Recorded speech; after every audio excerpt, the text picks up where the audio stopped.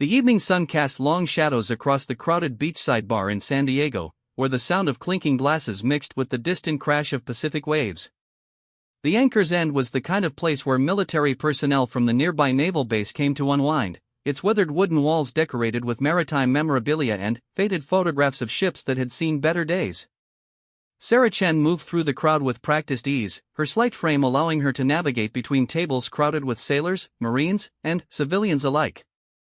At 28, she had learned to make herself nearly invisible in spaces like this, her dark hair pulled back in a simple ponytail, wearing jeans and a plain blue t-shirt that did nothing to draw attention. She preferred it that way. Attention, in her experience, usually led to complications. She had come to the Anchor's End for one reason, to meet her brother Jake, who was stationed at the naval base. Jake was one of the few people who knew about Sarah's past, about the years she had spent training in mixed martial arts, about the discipline that had shaped her into something far more dangerous than her appearance suggested. Most people saw a petite woman who worked as a software developer for a tech company in nearby La Jolla. They saw someone quiet, reserved, the kind of person who would rather spend her evening reading a book than socializing in a crowded bar. They weren't entirely wrong. Sarah did prefer solitude, but not for the reasons most people assumed. She had learned, through years of careful training and harder-won experience, that violence was always closer to the surface than most people realized. She had seen what happened when people underestimated the capacity for harm that existed in every human interaction, and she had made it her business to be prepared. Jake was late, as usual.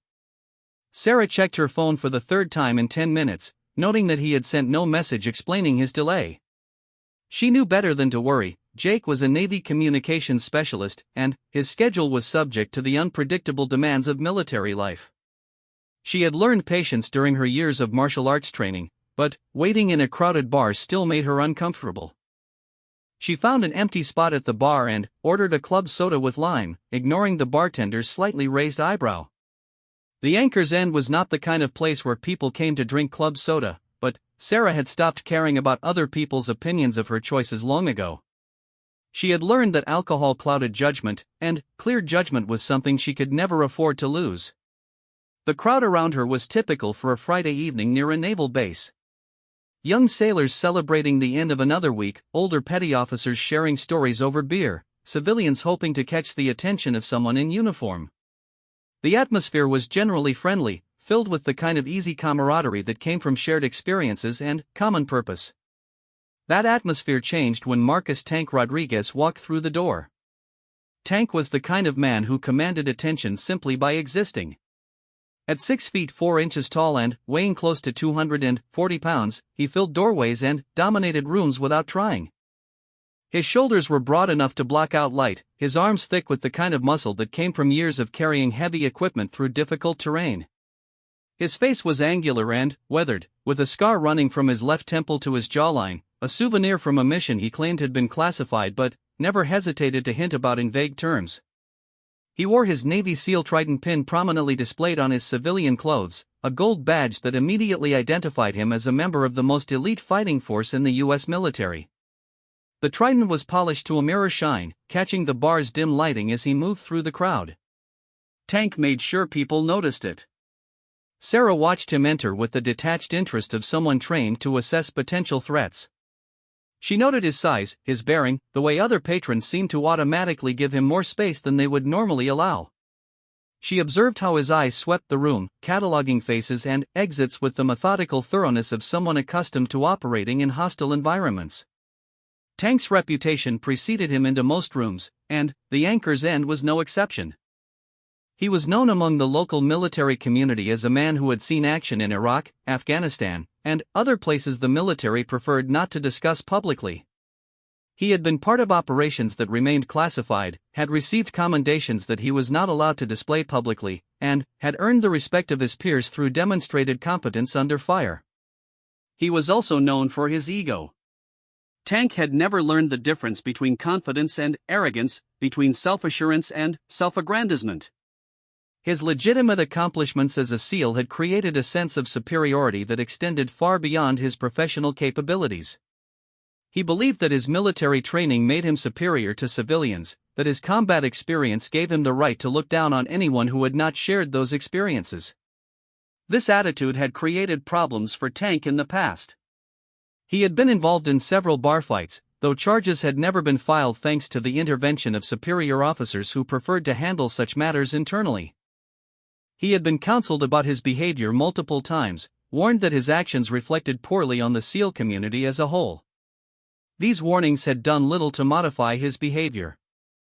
Tank approached the bar with his usual swagger, his presence causing conversations to pause and heads to turn.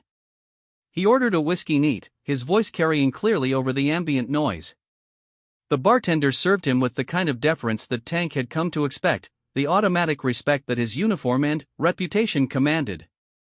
Sarah continued to observe him from her position 3 stools down, noting details that most people would miss. She saw how Tank's hands remained loose and ready, how he positioned himself with his back to the wall and clear lines of sight to all potential approaches. She recognized the habitual awareness of someone trained for combat, the constant readiness that never completely switched off. She also recognized something else, the subtle signs of someone looking for trouble. Tank's scan of the room was not entirely professional. There was something predatory in the way his gaze lingered on certain people, something calculating in how he assessed the other patrons. Sarah had seen that look before, in training facilities where insecure fighters tried to establish dominance through intimidation rather than skill. Tank's attention was particularly focused on the women in the bar. His gaze would linger on them with an assessment that made Sarah's jaw tighten. She watched him evaluate potential targets, saw him dismiss the women who were obviously with male companions and focus his attention on those who appeared to be alone or in small groups of other women. Eventually, his attention reached Sarah. She felt his gaze settle on her before she looked up to meet it. When she did, she saw the familiar calculation she had learned to recognize in men who viewed women as challenges to be conquered rather than people to be respected. Tank's eyes moved over her with obvious appraisal, taking in her slight frame, her unremarkable clothes, her apparent isolation. Sarah could almost see the thoughts forming in his mind. Here was a small woman, alone at a bar, clearly not military, apparently unprotected by male companionship. To someone like Tank, she would appear to be an easy target for whatever game he was planning to play. Sarah turned back to her drink and checked her phone again. Still no message from Jake. She considered leaving, but something stubborn in her nature rebelled against the idea of being driven away by some ego-inflated SEAL who thought his military training gave him the right to make other people uncomfortable. She had dealt with men like Tank before. During her years of martial arts training, she had encountered numerous men who assumed that her gender and size made her an easy target. Some had been fellow students who thought they could take liberties during sparring sessions. Others had been instructors who confused their authority with permission to behave inappropriately. All of them had learned, eventually, that their assumptions were incorrect. Sarah's martial arts background was extensive and hard-won. She had begun training in karate at the age of 12, initially as a way to build confidence and learn self-defense. Her instructor, Master Lu, was an elderly Chinese man who had emigrated to the United States in the 1960s and spent decades perfecting his understanding of multiple fighting disciplines. Master Lu had been old school in his approach to training. He believed that martial arts were not primarily about fighting but about understanding oneself and one's place in the world. He taught that violence should always be a last resort, used only when all other options had been exhausted. But he also taught that when violence became necessary, it should be swift, decisive, and overwhelming. Under Master Lu's guidance, Sarah had spent 16 years studying not just karate but also elements of judo, aikido, and boxing. She had learned to use her smaller size and lower center of gravity to her advantage, to redirect force rather than meet it head-on, to find the precise points where even a much larger opponent became vulnerable. More importantly, Master Lu had taught her discipline. He had shown her how to control her emotions, how to remain calm under pressure, how to assess threats accurately without allowing fear or anger to cloud her judgment. These lessons had served her well in all aspects of her life, from her professional career to her personal relationships. Sarah's training had also included extensive study of human psychology and behavior. Master Lu had insisted that understanding an opponent's mindset was just as important as understanding their physical capabilities. He had taught her to recognize the signs of aggression before they became actions, to identify the difference between someone who was genuinely dangerous and someone who was simply trying to appear dangerous. The man approaching her now fell clearly into the second category. Tank had finished his whiskey and was making his way along the bar towards Sarah's position. His approach was deliberately casual, but Sarah could read the intention in his movement. He was positioning himself to initiate contact, probably with some variation of the pickup lines that men like him had been using for decades. Sarah considered her options. She could leave, which would be the simplest solution but would also feel like surrender to something she had never been willing to surrender to. She could ignore him, which might work but might also escalate his behavior if he interpreted her silence as either shyness or disrespect. She could engage with him politely, which might satisfy his ego enough to make him move on but might also encourage further attention. None of these options appealed to her. Sarah had spent too many years training, too much time learning to stand her ground, to simply retreat from some over-muscled SEAL who thought his military service gave him license to bother people. She had faced down opponents who were bigger, stronger, and more experienced than Tank Rodriguez. She was not about to be intimidated by a man whose primary qualification seemed to be an inflated sense of his own importance. But she also recognized that this situation required careful handling. The Anchor's End was full of people who would automatically side with a decorated military veteran over a civilian woman if any conflict arose. Tank's SEAL credentials would carry significant weight with both the crowd and local law enforcement. Any confrontation would have to be managed with precision and intelligence. Tank reached the space beside her and leaned against the bar with practiced casualness. Up close, Sarah could see that he was even larger than he had appeared from a distance. His forearms were thick with muscle and covered with tattoos that spoke to his military service, an American flag on his right wrist, the SEAL trident on his left forearm, coordinates of locations that probably corresponded to deployment sites. "Evening," Tank said, his voice carrying the confidence of someone unaccustomed to rejection. "Don't think I've seen you here before." Sarah glanced up from her phone, meeting his gaze with neutral politeness. "That's probably because I'm not here very often," she replied, her tone neither welcoming nor hostile. Tank smiled, showing teeth that were white and straight. "Tank Rodriguez," he said, extending his hand. "Navy SEALs." He said it the way some people might mention they were doctors or lawyers, as if the title automatically commanded respect and interest. Sarah noted that he introduced himself with his military affiliation rather than simply his name, a detail that told her everything she needed to know about how he viewed himself and how he expected others to view him. "Sarah," she replied, shaking his hand briefly before returning her attention to her phone. Tank's smile widened. He had interpreted her brief response as shyness rather than disinterest, another assumption that revealed his fundamental misunderstanding of the situation he was creating. "You here alone?" he asked, moving closer so that his shoulder was almost touching hers. "I'm meeting someone," Sarah replied, not looking up from her phone. "Military?"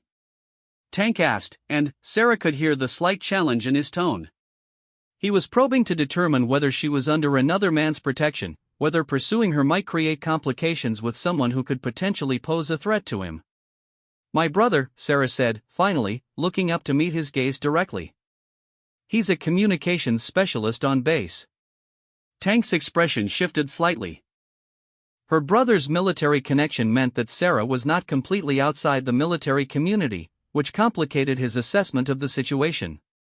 But it also meant that her brother was not present to interfere with Tank's intentions, and, as a communications specialist, he was unlikely to present any physical threat to a Navy SEAL.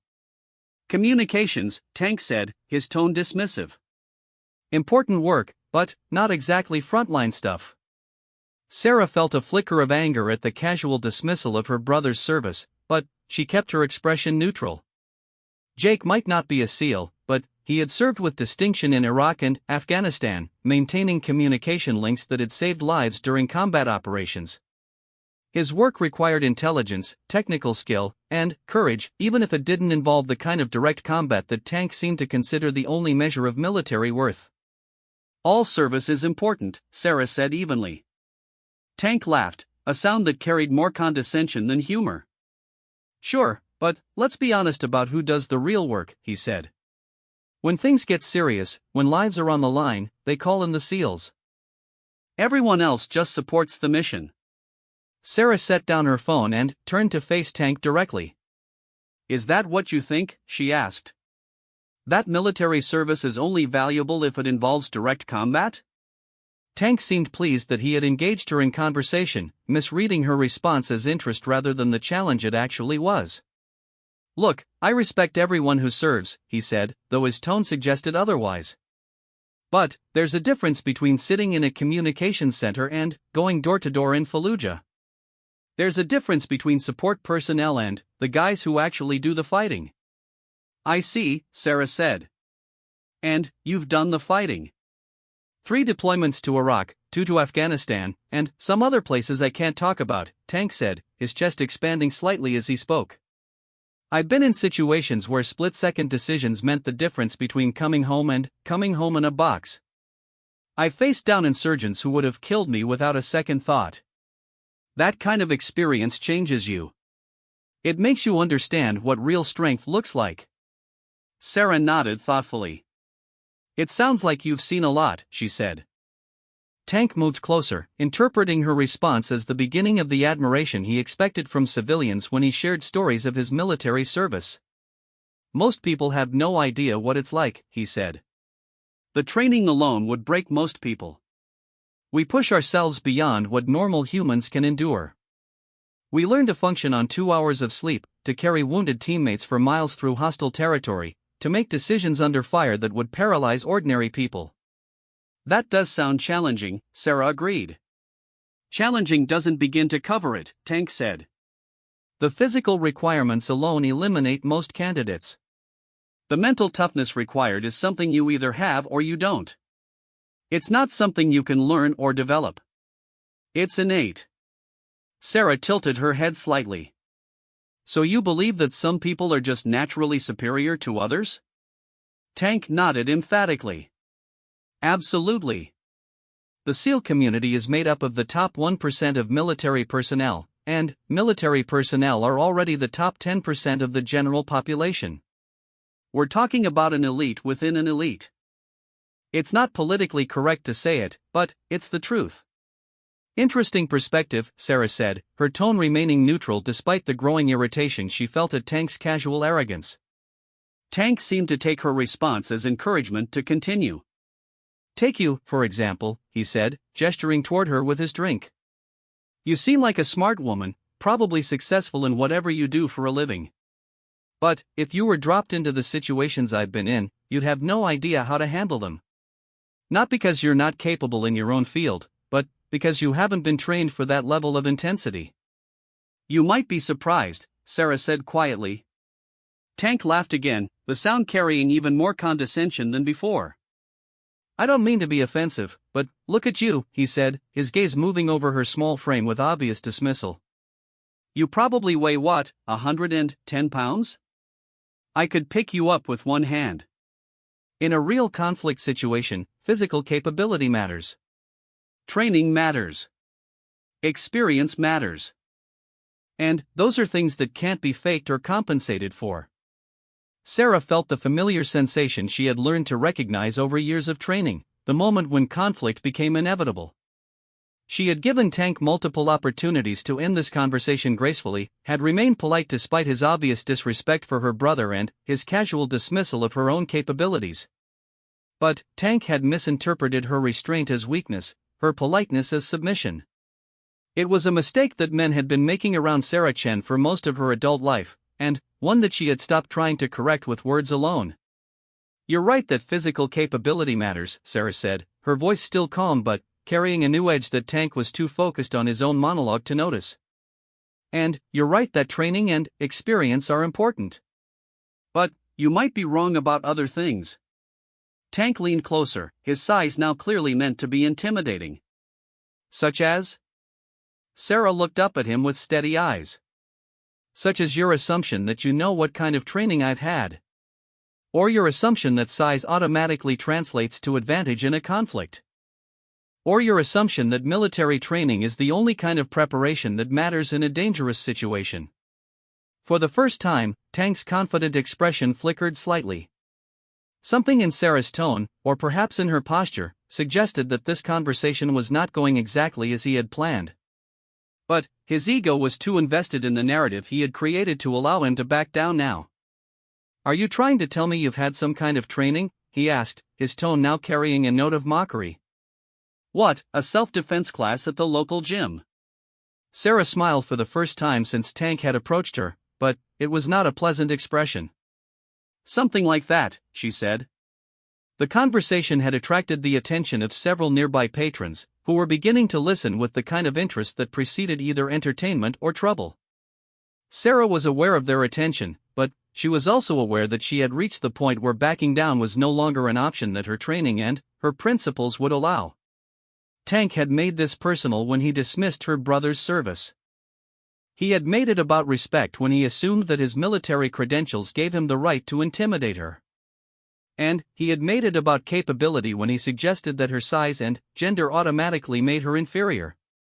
All three assumptions were about to be tested. #Navy SEAL Story Part 2. The tension in the air around them had become palpable, drawing more attention from the other patrons of the Anchor's End.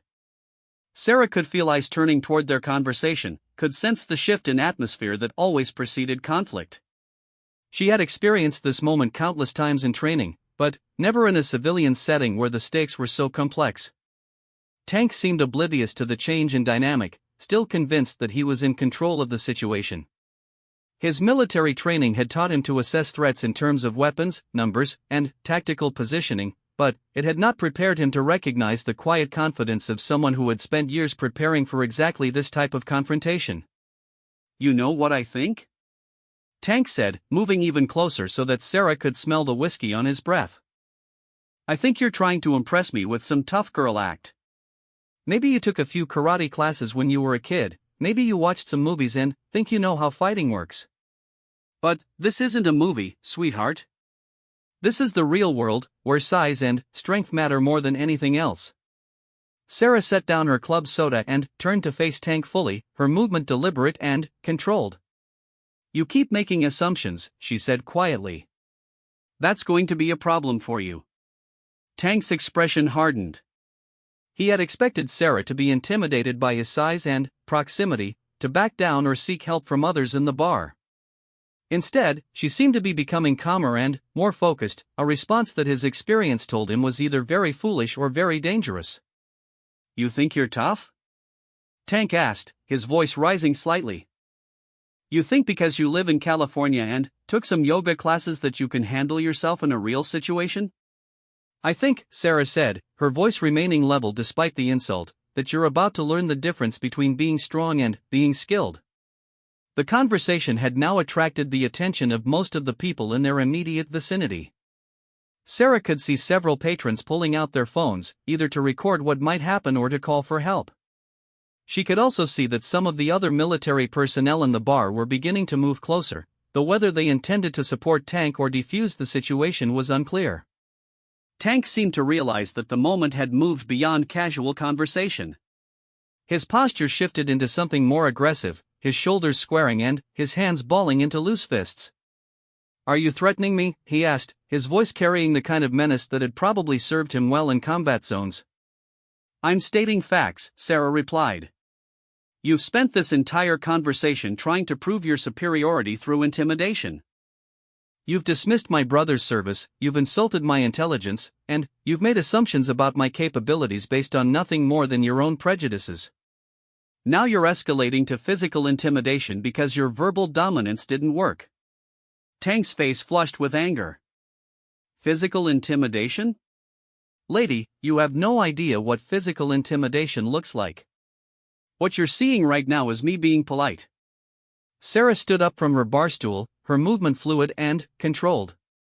Standing, she was even smaller than Tank had estimated, probably closer to 5 feet 3 inches and perhaps 115 pounds. The size difference between them was dramatic enough to draw gasps from some of the watching patrons. "Then, by all means," Sarah said, her voice carrying a coldness that seemed to lower the temperature in the immediate area, "stop being polite." Tank stared down at her, confusion beginning to mix with his anger. Every instinct he possessed told him that Sarah should be backing down, should be seeking escape or assistance. Instead, she was standing her ground and, apparently inviting escalation. It was a response so far outside his experience that he struggled to process it. "You're either crazy or stupid," Tank said. "I don't know which, but either way, you need to back off before this gets out of hand." Sarah took a small step closer to Tank, closing the distance between them to less than 3 feet. "It got out of hand when you decided that your military service gave you the right to disrespect my family and intimidate me," she said. "It got out of hand when you assumed that your size made you automatically superior to everyone else in this room. And it got out of hand when you mistook my patience for weakness." Tank's military training was now warring with his confusion. His tactical mind recognized that Sarah's behavior was not that of a typical civilian facing a physical threat. She was not showing fear, was not looking for escape routes, was not trying to de-escalate or seek help. Instead, she was maintaining eye contact, keeping her posture relaxed but ready, and speaking with the kind of calm certainty that usually indicated either complete delusion or complete confidence. "Last chance," Tank said, his voice dropping to what he probably thought was a menacing whisper. "Walk away now, or this ends badly for you." Sarah tilted her head slightly, studying Tank's face with the kind of analytical attention she had been trained to apply to potential opponents. "You're right that this is going to end badly," she said. "But you're wrong about who it's going to end badly for." The crowd around them had grown larger, with word of the confrontation spreading through the bar. Sarah could see that someone had already called the police, though she estimated it would be several minutes before they arrived. She could also see several of Tank's military colleagues positioning themselves where they could intervene if necessary, though their expressions suggested they were not entirely sure which of the two participants in this confrontation might need their help. Tank made his decision. His hand shot out toward Sarah's shoulder, not quite a grab but definitely more than a casual touch. It was the kind of contact that was meant to establish dominance, to demonstrate his physical superiority by moving her around like an object. In Tank's experience, this level of physical contact was usually enough to make his point without crossing the line into actual assault. Sarah had been waiting for exactly this move. Her response was so fast that most of the watching crowd missed the specifics of what happened.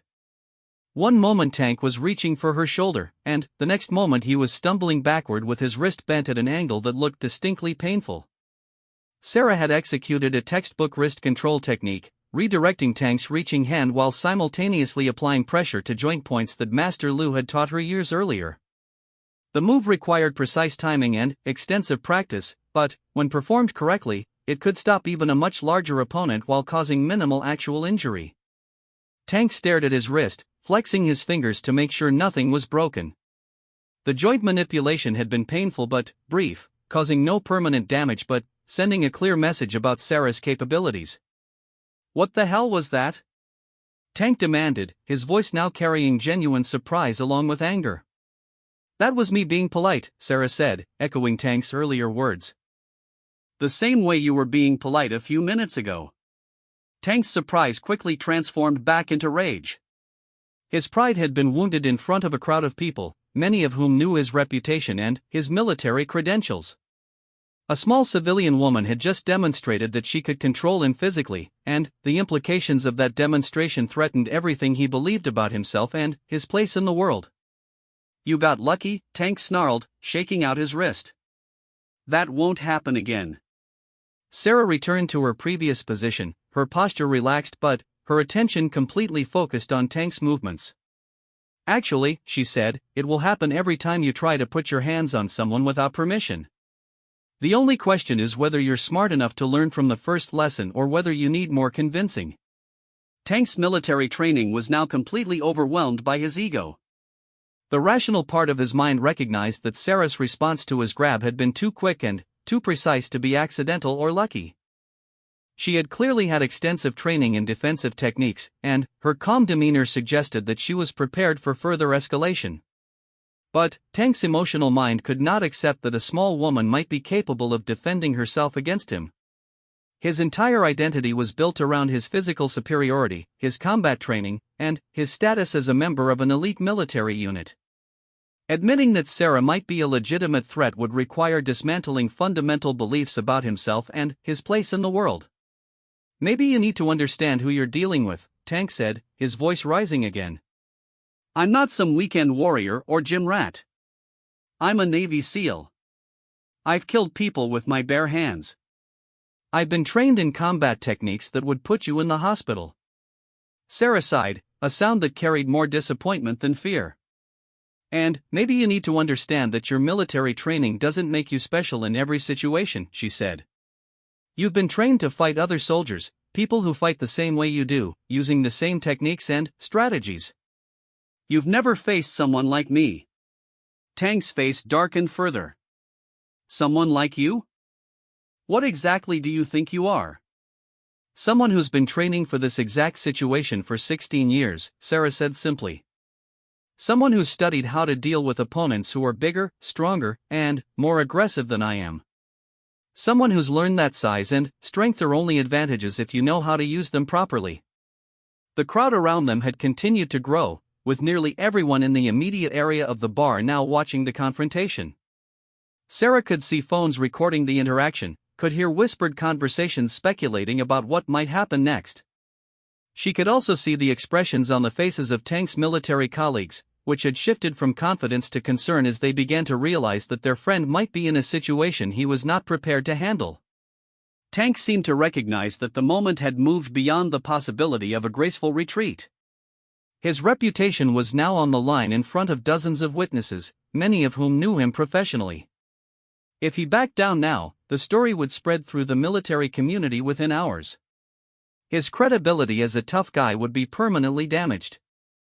You want to play games? Tank asked, his voice now carrying the kind of cold anger that preceded violence. Fine. Let's play. Sarah recognized the shift in Tank's demeanor, the moment when posturing transformed into genuine intent to harm. She had seen this transition in training dozens of times, had learned to identify the precise instant when a confrontation moved from verbal to physical. This is your last opportunity to walk away, Sarah said, her voice remaining steady despite the adrenaline she could feel building in her system. Once this goes physical, I won't be able to control how it ends. Tank laughed, but there was no humor in the sound. You won't be able to control how it ends? Lady, you have seriously misjudged this situation. I'm going to put you on the ground, and then, we're going to discuss your attitude problem. Sarah nodded slowly. Okay, she said. Just remember that you chose this. Tank moved forward, his approach more calculated this time. His previous attempt to grab Sarah had been casual, almost dismissive. Now he was treating her as a potential threat, using footwork and positioning that reflected his military training. But Tank's training had been designed for combat against other soldiers, people who would respond to aggression with similar aggression, who would meet force with force. His techniques were built around overpowering opponents through superior strength and aggression, assuming that his size and training would allow him to dominate any confrontation through sheer physical intimidation. Sarah had been trained to fight exactly this kind of opponent. Master Lu had spent years teaching her to use her smaller size and lower center of gravity as advantages rather than disadvantages. He had shown her how to redirect force rather than meet it directly, how to use an opponent's size and momentum against them, how to find the weak points that every human body possessed regardless of how much muscle covered them. Tank reached for Sarah again, this time attempting a more serious grab that would allow him to control her movement and demonstrate his physical dominance. His hand moved toward her shoulder with considerably more speed and force than his previous attempt. Sarah's response was a masterpiece of timing and technique. Instead of trying to evade Tank's grab, she moved toward it, stepping inside his reach while simultaneously ducking under his extended arm. Her left hand caught his wrist while her right hand found the pressure point just above his elbow, applying force in directions that Tank's joints were not designed to accommodate. The combination of movements took less than 2 seconds, but the result was immediate and dramatic. Tank's forward momentum carried him past Sarah's position while her grip on his arm created a fulcrum that amplified the force of his own movement. Physics took over from there. Tank found himself airborne, his body describing a clean arc over Sarah's shoulder before impacting the floor with a sound that could be heard throughout the bar. The throw was executed with such precision that Tank landed flat on his back, his impact spread across his entire body rather than concentrated on any single point. The silence that followed was complete and profound. Tank lay on the floor, staring up at the ceiling with an expression of absolute bewilderment. He was not seriously injured, but he was completely winded and thoroughly disoriented. The throw had been executed with enough force to take him down, but with sufficient control to avoid causing permanent damage. Sarah stood over him, her breathing slightly elevated but otherwise showing no signs of exertion. "Are you finished?" she asked, her voice carrying the kind of professional calm that suggested she could repeat the performance if necessary. Tank struggled to sit up, his pride wounded far more seriously than his body. Around him, the crowd was buzzing with excited conversation, phones capturing his humiliation from multiple angles. His military colleagues were staring at him with expressions that ranged from shock to barely concealed amusement. "What the hell are you?" Tank gasped, still trying to process what had just happened. Sarah extended her hand to help him up, a gesture that somehow made his defeat even more complete. "I'm someone who learned a long time ago that real strength has nothing to do with how much you can lift or how tough you sound," she said. "I'm someone who spent 16 years studying martial arts under a master who taught me that violence should always be a last resort, but when it becomes necessary, it should be swift and decisive." Tank stared at her extended hand for a long moment before reluctantly accepting her help to stand. The gesture was observed by everyone in the bar, cementing the image of Sarah as the victor and Tank as the defeated party. "You're a martial artist," Tank said, still struggling to reconcile this information with his previous assessment of Sarah's capabilities. "Among other things," Sarah agreed. "I'm also someone who came here to have a quiet drink while waiting for my brother. I'm someone who tried to avoid this confrontation despite your repeated provocations. And I'm someone who gave you multiple opportunities to end this conversation before it became physical." Tank looked around at the crowd of witnesses, at the phones still recording, at his military colleagues whose expressions ranged from impressed to embarrassed on his behalf. The full implications of what had just happened were beginning to sink in. "This doesn't change anything," Tank said, though his voice lacked the conviction of his earlier statements. "You caught me off guard, that's all. In a real fight, in a serious situation, things would be different." Sarah shook her head sadly. "No, they wouldn't," she said. "This was a real fight, Tank. You initiated physical contact with the intent to intimidate and dominate me. I responded with the minimum force necessary to end the threat you represented. If anything, I was holding back because we're in a public place with witnesses and I didn't want to cause you serious injury." Tank's face flushed again, but this time with embarrassment rather than anger. The idea that Sarah had been holding back, that she could have hurt him worse if she had chosen to, was almost more humiliating than the throw itself. "You don't understand," Tank said desperately. "I'm a Navy SEAL. I've been in combat. I've faced real enemies in life-or-death situations. And that's exactly why you lost," Sarah said gently. "Your military training taught you to fight enemies who would fight back the same way you do, using similar techniques and strategies. You were trained to overpower opponents through superior firepower and aggression. But I wasn't fighting you the way another soldier would fight you. I was fighting you the way I was trained to fight someone exactly like you." Tank stared at her, beginning to understand the fundamental difference between his training and hers. His military education had prepared him for warfare, for situations where victory went to the side with superior weapons, training, and tactical support. Sarah's training had prepared her for exactly this situation, facing a larger, stronger opponent in close quarters where technique and timing mattered more than raw strength. 16 years, Sarah continued, I spent learning how to deal with men who thought their size made them superior. 16 years learning how to use an opponent's strength and aggression against them. 16 years preparing for the moment when someone like you would assume that my gender and size made me an easy target. The crowd around them was beginning to disperse now that the confrontation had ended, though many people continued to record and photograph the aftermath. Sarah could see that several patrons were already posting videos to social media, ensuring that Tank's defeat would be preserved and shared far beyond the confines of the Anchor's End. Tank seemed to realize this as well. You've ruined me, he said quietly. When this gets out, when people see this, my reputation is finished. Sarah looked at him with what might have been sympathy. Your reputation was already finished, she said. It was finished the moment you decided that your military service gave you the right to intimidate people. It was finished when you assumed that size and strength were the only things that mattered in a conflict. And it was finished when you refused to listen to multiple warnings that you were making a mistake. Tank said nothing, staring at the floor as the full weight of his situation became clear. But it doesn't have to stay that way, Sarah continued. You could learn from this. You could recognize that your assumptions about strength and superiority were wrong. You could start treating people with the respect they deserve instead of trying to dominate them through intimidation. Tank looked up at her with something that might have been hope. You think people would forget about this? Sarah shook her head. No, they won't forget. But they might forgive if you show them that you've learned something from it. If you start behaving like the kind of person who deserves the respect that comes with military service instead of trying to demand it through bullying. Tank nodded slowly, apparently considering her words. Around them, the normal noise and activity of the bar was gradually returning as people processed what they had witnessed and moved on to other conversations.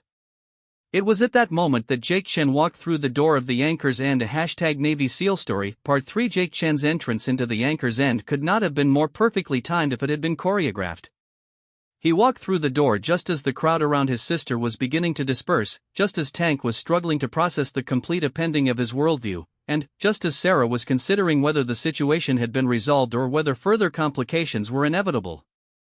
Jake was shorter than Tank but taller than Sarah, standing about 5 feet 9 inches with the lean build of someone who maintained military fitness standards without the bulked-up appearance of someone trying to intimidate others through sheer mass. His uniform was crisp and professional, bearing the insignia of his rank and specialty. Unlike Tank's civilian clothes with their prominently displayed SEAL trident, Jake wore his military identity with quiet confidence rather than aggressive display. Jake's eyes immediately found Sarah in the crowd, then quickly assessed the situation around her. Years of military training and brotherly instinct allowed him to recognize the aftermath of conflict even without witnessing the event itself. He noted Tank's disheveled appearance, Sarah's elevated alertness, the excited conversations of nearby patrons, and the phone still recording the scene. Sarah? Jake called out, his voice carrying both concern and the authority of someone accustomed to taking charge of uncertain situations. Sarah turned toward her brother with visible relief. The confrontation with Tank had ended successfully, but she was still processing the adrenaline and emotional weight of the encounter. Seeing Jake represented a return to the normalcy she had been seeking when she came to the bar. Jake, she said, moving toward him. You're late. Duty ran long, Jake replied, still assessing the scene around them. His eyes lingered on Tank, noting the man's size, his military bearing, and his obvious state of agitation. Everything okay here? Before Sarah could respond, Tank stepped forward, apparently recognizing an opportunity to salvage something from the situation. You must be the communications specialist, he said, his tone carrying a mix of challenge and dismissal that suggested he had learned nothing from his encounter with Sarah. Jake's expression cooled as he recognized the condescension in Tank's voice. He had encountered this attitude before, the assumption among certain military personnel that support roles were somehow less valuable or demanding than combat positions. It was a prejudice that ignored the crucial importance of communication systems in modern warfare and the technical expertise required to maintain them under combat conditions. Communications systems technician First Class Jake Chen, Jake replied formally, his tone professional but carrying a subtle warning. And you are? Tank Rodriguez, Navy SEALs, Tank said, once again leading with his military credentials as if they automatically commanded respect and deference. Jake's eyebrows rose slightly. He had heard Tank's name before, though not in a positive context. The SEAL community, while elite, was also relatively small, and Tank's reputation for ego and aggressive behavior had spread beyond his immediate unit. Jake had heard stories about bar fights, inappropriate behavior toward women, and a general attitude that reflected poorly on the military as a whole. I see, Jake said carefully. I trust you've been treating my sister with appropriate respect? Tank's face flushed again, the question hitting directly at the source of his recent humiliation. "Your sister and I had a misunderstanding," he said, his voice tight with controlled anger. "She seems to think that a few martial arts classes make her some kind of tough guy." Jake looked at Sarah, then back at Tank, beginning to piece together what had happened. He knew about Sarah's martial arts background, knew about her 16 years of training under Master Lu, and knew that she was far more capable of defending herself than most people realized. He also knew that Sarah avoided conflict whenever possible and would only resort to physical action if she had been seriously threatened. "A misunderstanding," Jake repeated, his tone suggesting that he found Tank's characterization inadequate. "She threw him," said a voice from the crowd. One of the patrons who had witnessed the confrontation stepped forward, apparently unable to resist sharing the story. "Big guy tried to grab her, and she put him on his back like he was a training dummy." Tank's expression darkened as his humiliation was recounted for Jake's benefit. The story was already spreading through the bar, and now it was being shared with Sarah's brother, ensuring that word would spread through other military channels as well. Jake looked at his sister with a mixture of pride and concern. Pride because Sarah had clearly handled a threatening situation with skill and restraint. Concern because he knew that Tank's ego would not allow him to accept defeat gracefully, especially not in front of other military personnel. "I see," Jake said again, his tone now carrying a note of warning directed at Tank. "My sister has been studying martial arts since she was 12 years old. She's trained under Master Lu, who's taught self-defense to law enforcement and military personnel for over 30 years. Anyone who tried to put hands on her without permission made a serious error in judgment." Tank's face grew even redder at this information. Not only had he been defeated by a small woman, but it was now clear that her capabilities were well known to her family and, presumably, others in the military community.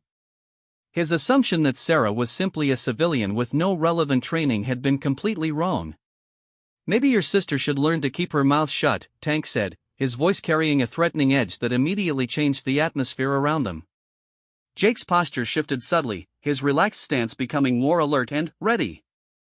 Despite his role as a communications specialist, Jake had received the same basic military training as all service members, and he had seen enough combat during his deployments to know how to handle himself in a confrontation. "Excuse me?" Jake said, his voice dropping to the kind of quiet intensity that warned of impending violence. Sarah recognized the signs of escalation and moved to position herself between her brother and Tank. The situation was threatening to spiral out of control, and she knew that Jake's protective instincts would override his common sense if Tank continued to make threats. "Jake," Sarah said quietly, placing a hand on her brother's arm. "It's handled." But Tank seemed incapable of letting the situation end. His ego, already wounded by his defeat, could not tolerate the additional humiliation of being lectured by what he saw as a lesser military person about his treatment of a civilian woman. "Maybe both of you need to learn some respect," Tank said, moving closer to Jake with obvious aggressive intent. "Just because you wear a uniform doesn't mean you understand what real military service looks like." Jake's expression hardened completely. He had been willing to let Tank's disrespect toward him slide, but questioning his military service crossed a line that could not be ignored.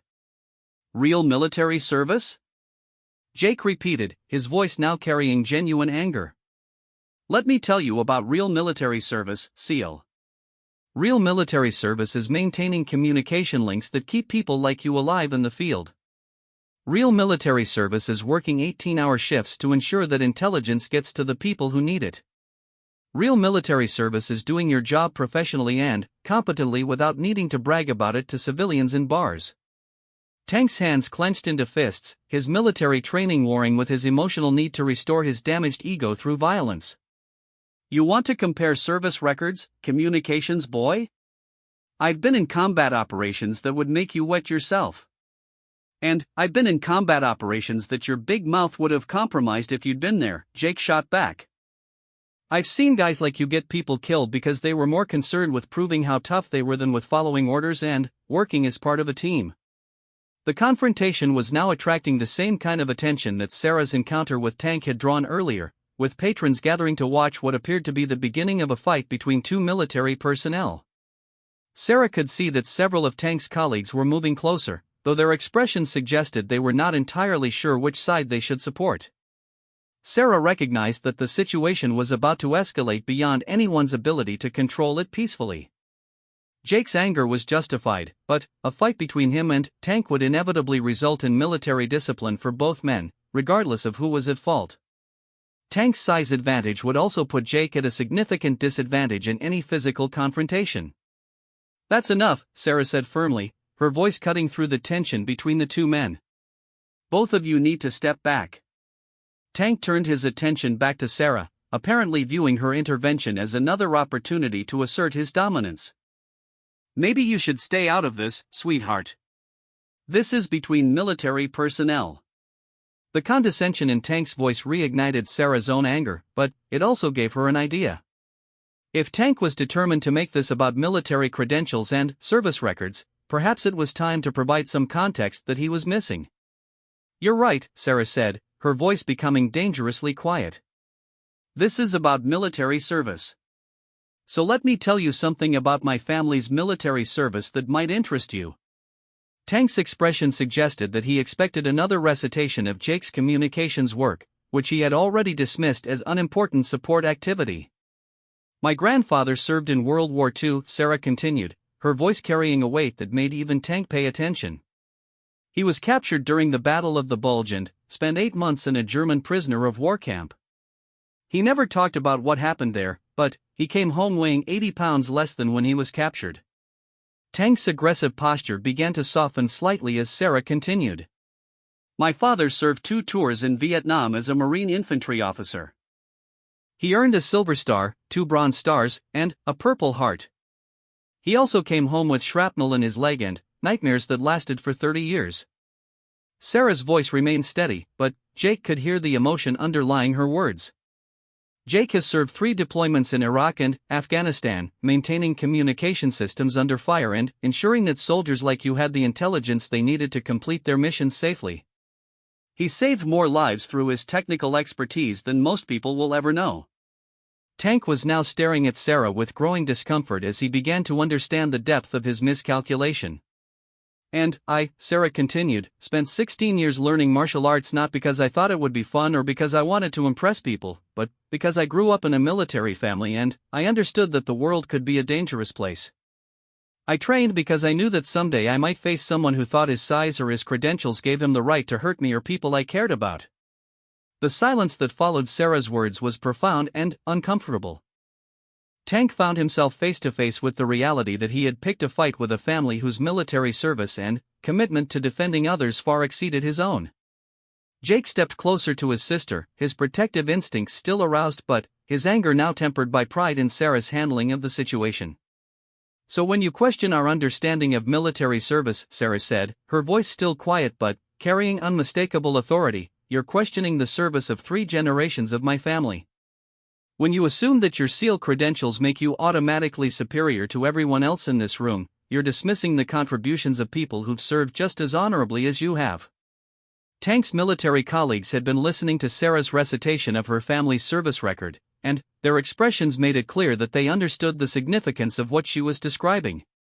A family with that level of military commitment commanded respect throughout the military community, regardless of specific roles or assignments. "I didn't know," Tank said quietly, his voice lacking the aggressive edge that had characterized all of his previous statements. "No, you didn't," Sarah agreed. "Because you made assumptions based on appearance and civilian status instead of taking the time to understand who you were dealing with. You assumed that military credentials automatically made you superior to everyone else, and you assumed that physical size translated to actual capability."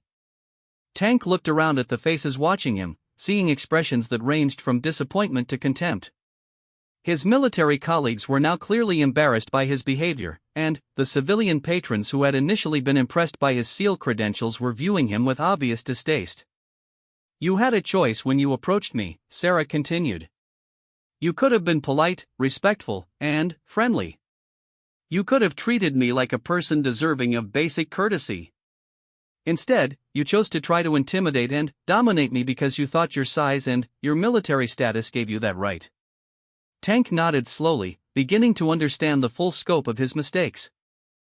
"And when I tried to end the conversation politely, when I gave you multiple opportunities to back down gracefully, you chose to escalate to physical contact because you couldn't accept that a small woman might not be impressed by your credentials. The truth of Sarah's words was undeniable, supported by the testimony of dozens of witnesses who had observed the entire confrontation. The worst part, Sarah said, is that you've dishonored the service of every SEAL who's served honorably, every soldier who's used their training to protect people instead of intimidating them, and every military person who's understood that their service was about something larger than their own ego. Tank's face showed the impact of this final observation. His identity as a SEAL was central to his self-image, and the realization that his behavior reflected poorly on the entire SEAL community was more devastating than any physical defeat could have been. Jake watched his sister with growing admiration. She had not only defended herself physically but had also delivered a verbal lesson that cut directly to the heart of Tank's misconceptions about himself and his place in the world. "I think," Jake said quietly, "that you owe my sister an apology." Tank looked up at Jake, then at Sarah, then at the crowd of people still watching the aftermath of the confrontation. The weight of his mistakes was now fully apparent to him, and he seemed to understand that his reputation in the military community would depend largely on how he handled the next few minutes. "You're right," Tank said finally, his voice barely above a whisper. "I'm sorry." Sarah studied Tank's face, looking for signs that his apology was genuine rather than simply an attempt to salvage his reputation. What she saw was a man who was genuinely shaken by the recognition of his own behavior and its implications. "Apology accepted," Sarah said simply. "But the question is what you're going to do differently going forward." Tank nodded, understanding that Sarah's forgiveness came with the expectation of genuine change in his behavior and attitudes. "I need to think about some things," Tank said. "About what military service really means, and about how I've been representing the SEAL community." Sarah and Jake exchanged glances, both recognizing that Tank's statement represented a potentially genuine moment of self-reflection. "That would be a good start," Sarah agreed. Tank looked around at his military colleagues, seeing expressions that confirmed his understanding that his reputation in the community had been seriously damaged by his behavior. The path to redemption would be long and difficult, but it was still possible if he was willing to do the work. "I should go," Tank said, recognizing that his presence was no longer welcome in the current situation. "That's probably best," Jake agreed. Tank nodded and began to move toward the exit, his shoulders carrying the weight of a man who had learned difficult truths about himself. His colleagues followed at a distance, their expressions making it clear that they would have serious conversations with Tank about his behavior and its reflection on their shared profession. As Tank reached the door, he turned back toward Sarah and Jake. "For what it's worth," he said, "your family's service record is impressive. I should have recognized that from the beginning." Sarah nodded acknowledgement of his statement, though she said nothing further. Tank left the Anchor's End, followed by his colleagues, leaving Sarah and Jake alone at the bar for the first time since Jake's arrival. The other patrons gradually returned to their own conversations, though Sarah could see that many were still discussing what they had witnessed. She knew that the story would spread far beyond the confines of the bar, probably reaching military personnel throughout the San Diego area within days. "Well," Jake said finally, "that was more excitement than I was expecting when I suggested meeting here." Sarah laughed, the sound carrying relief and residual adrenaline. "Same here. I was just planning to have a quiet drink and catch up with my brother." Jake studied his sister's face, noting the signs of stress that most people would miss. "Are you okay? Really okay?" Sarah considered the question seriously. The confrontation with Tank had been resolved successfully, but it had also forced her to use skills she preferred to keep in reserve. It had required her to hurt another person, even if only temporarily, and that was never something she took lightly. "I'm okay," she said finally. "But I'm also reminded of why I don't usually come to places like this." Jake nodded, understanding both Sarah's capabilities and her preference for avoiding situations where those capabilities might become necessary. "Master Lu would be proud," Jake said. "You handled that perfectly. You tried to avoid the confrontation, you used minimum necessary force when it became physical, and you gave him opportunities to learn from his mistakes." Sarah smiled, thinking of her elderly martial arts instructor who had shaped so much of her approach to conflict and life in general. He always said that the real victory wasn't defeating your opponent, but helping them understand why they lost. Think Tank will learn from this? Jake asked. Sarah considered the question. Maybe. He seemed genuinely shaken by the end of it. Whether he translates that into actual change in behavior remains to be seen. Jake ordered a beer and gestured for Sarah to order whatever she wanted. The evening was young, and they still had catching up to do, despite the dramatic interruption. So, Jake said, settling onto the bar stool next to his sister, aside from putting overconfident seals in their place, "How have you been?"